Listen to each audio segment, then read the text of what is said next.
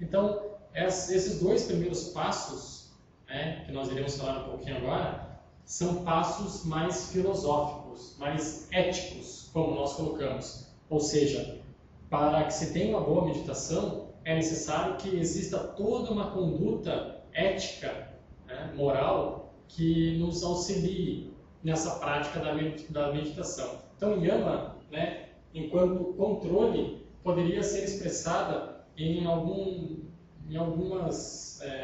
simples alegorias, como, por exemplo, não cobiçar as coisas alheias, não mentir, não ter relações sexuais impróprias, né? São apenas alguns conceitos éticos, morais, para que nós conhecemos a nossa purificação interna, para que consigamos, então, ter uma boa prática de meditação.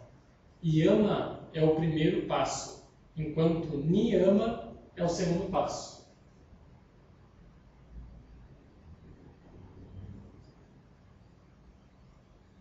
Niyama, então, enquanto yama é essa primeira parte, essa parte ética, niyama também possui esse aspecto um pouco mais filosófico, um pouco ético.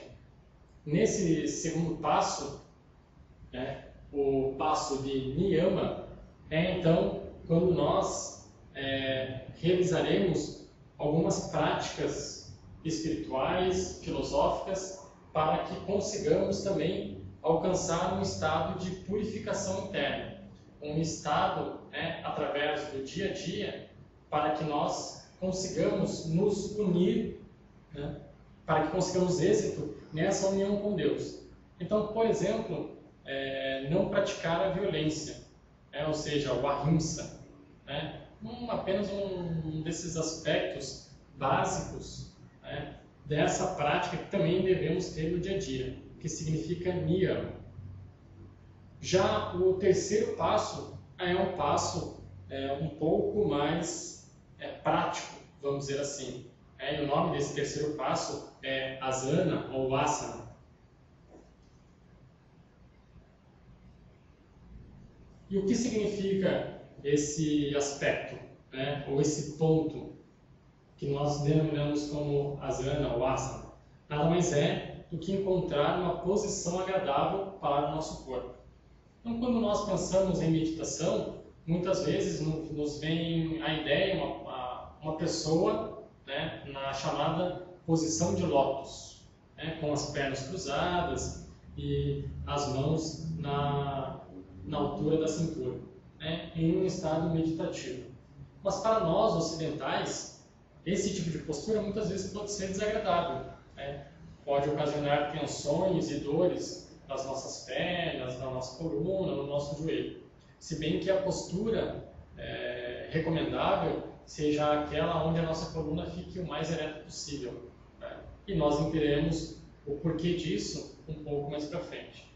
Mas é necessário, então, nessa parte da meditação, no início da meditação nessa postura, nessa asana, de que ela seja uma posição agradável, onde nós consigamos permanecer nela por 30 minutos ou mais. É claro que nós recomendamos que no início a prática da meditação seja uma prática onde nós consigamos permanecer por um tempo determinado, sem maiores dores, ou com uma concentração perfeita, ou pelo menos a busca pela concentração perfeita. Então não adianta ficarmos em uma posição aonde nós adormeceremos. Não adianta também ficarmos em uma posição aonde o nosso quadril, ou pernas, ou joelhos comecem a ficar tensionados ou doloridos. Então a asana é a busca pela posição aonde o nosso corpo fica em estado relaxado e harmônico. Então existem algumas posturas básicas, como sentados em uma cadeira, com as mãos sobre as coxas, ou então deitados em um colchonete ou em um colchão. Também podemos usar um banco zen, que é um banco onde nós permanecemos com a nossa coluna ereta, e e de uma forma também sentada. Uma outra postura também para aqueles que quiserem com as pernas cruzadas, né? Parecendo aquela postura de lótus. Então a asana é o momento onde nós ficaremos com o nosso corpo relaxado, com o nosso corpo tranquilo. Após esse estado do relaxamento corporal, nós praticaremos um exercício para nos auxiliar na meditação. E o nome desse exercício é pranayama. Nós vimos que yama significa controle e pranayama significa o controle da respiração. Nas próximas aulas nós falaremos um pouco mais sobre todos esses aspectos, né, que nós estamos aqui passando como passos da meditação, né? Nós falaremos um pouco mais a respeito de cada passo. E falaremos um pouco então sobre o prana, ou energia vital, que nada mais é do que o ar que nós inspiramos. Então, o pranayama significa o controle da respiração. Existem exercícios, né, diversos exercícios para a respiração, os denominados pranayamas. Mas o que nós recomendamos para o início dessa prática da meditação é o que nós chamamos de respiração em 3 tempos, ou seja, inspiração, inspiramos, seguramos a respiração por alguns segundos e exalamos. Inspira, segura e exala. Então esse controle que nós teremos da respiração nos auxiliará, né, em nossa concentração, assim como fará com que energias sutis percorram o nosso corpo. Então nós veremos nas próximas aulas a respeito de todos esses passos e falaremos um pouco mais detalhadamente sobre o pranayama. Então nós temos a nossa conduta diária baseada na moral, na ética, né, buscando sempre servir ao próximo, ajudar as pessoas. Chegamos em casa, encontramos uma posição agradável para o nosso corpo, né? Guardamos ali alguns minutos, quem sabe 1 hora ou mais até, para a prática da nossa meditação diária, né?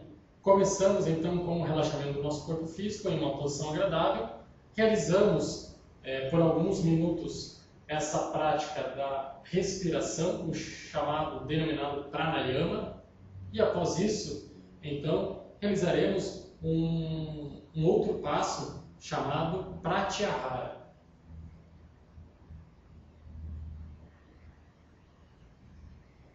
Então, pratyahara, ele também pode ser, numa tradução livre, né, pode ser simbolizado como deixar-se de se alimentar. Como assim, né? Deixar de se alimentar? O que é isso? Então, uma questão muito interessante dos budistas, hinduistas, né, do mundo oriental, é de que nós temos 3 tipos de alimentos. Então, nós nos alimentamos da comida que nós ingerimos diariamente, né, dos elementos físicos, vamos colocar assim, como café da manhã, almoço e janta. Mas nós também temos outros 2 tipos fundamentais e importantes de energia. Uma delas, o ar, que nós conversamos há pouco através, né, quando nós falamos um pouco do pranayama. Então, o ar é um elemento também vital, ele é um elemento fundamental para a nossa alimentação, né? E um outro elemento vital e fundamental são as nossas sensações. Então, nós sabemos que nós ficamos alguns dias sem comer, não é mesmo? Mas se nós passarmos um longo tempo sem alimentação, nós morremos. Nós também passamos alguns segundos, ou quem sabe minutos, né, para aqueles que têm um pouco mais de treino, sem a respiração. Então, se retirarmos a respiração, nós também iremos morrer. Então, nós podemos considerar ela como uma alimentação. E então, os nossos pensamentos, sentimentos, ou seja, as nossas sensações, também são vistas como alimentos, já que quando nós morremos, nós deixamos de ter essas sensações, sentimentos ou pensamentos. Pelo menos nesse nível, né, mais básico ou físico em que nós nos encontramos. Então, quando nós morremos, nós deixamos de ter essas sensações. Por isso que para os orientais, as sensações também são tidas como alimentos. Olha que interessante. Então, cada pensamento que vem à minha mente, né, cada visão que eu tenho de diversas cenas, o sentido da audição, não é mesmo? Então, a nossa visão, a nossa audição, o nosso tato, o nosso paladar, tudo isso, assim como o nosso olfato também, tudo isso nos gera sensações que podem, então, ocasionar pensamentos, sentimentos, atitudes. Eles são vistos, então, como alimentos, como fontes de vida. E já que o Pratyahara é visto como essa forma de não alimentar-se, ela simboliza justamente deixar de nos alimentar das sensações da nossa mente. Ou seja, é nesse momento do Pratyahara onde nós iremos buscar o silêncio, né, o início do silêncio da nossa mente. Então nós iremos tentar nos focar em nossa concentração para que não mais percebamos os sons que vêm do ambiente externo, que nos atrapalhem, os cheiros que porventura possam vir. Então uma coisa que muito nos atrapalha durante a nossa meditação é o quê? É justamente o barulho externo. Mas a partir do momento em que adquirimos uma concentração perfeita ou uma concentração propícia para a meditação, nós adquiriremos isso que nós chamamos de Pratyahara, né? Conseguiremos esse estado onde nós não iremos mais nos alimentar do mundo exterior, dessas sensações como barulho, como cheiro, como a visão, né? Já que nós iremos meditar de olhos fechados, justamente para impedir que essas sensações que nós conseguimos através da nossa visão possam afetar a nossa meditação. Então, o Pratyahara, simbolizando esse aspecto de não alimentar-se, significa justamente isso, não se alimentar dessas sensações que vêm através do ouvido, através da visão, através do olfato ou do tato. Após esse passo, Pratyahara, nós então seguiremos para um passo denominado Dharana.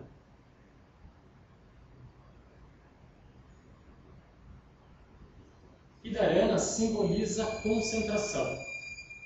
Uma concentração perfeita, uma concentração em um único objeto ou em uma única frase, uma concentração sem dispersão, uma concentração em um único ponto, para que nós consigamos então concentrar essa energia da meditação e conseguir o nosso propósito.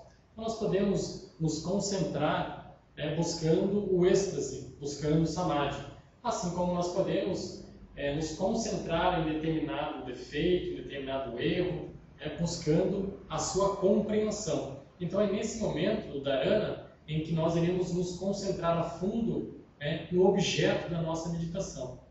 E nos concentrando de forma perfeita, de forma concreta, nós iremos para o passo seguinte, chamado de Dhyana.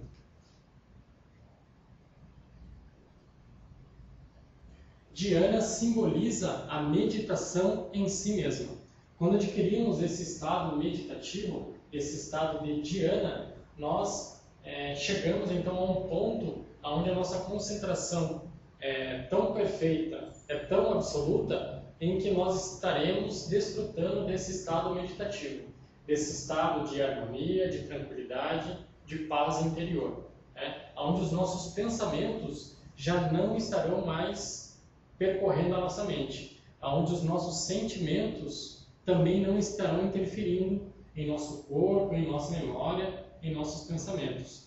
Claro que é uma etapa trabalhosa, uma etapa árdua, mas que através da prática todos nós iremos atingir. Então devemos nos concentrar através da Dharana para que alcancemos esse estado de meditação perfeita, o estado de Dhyana.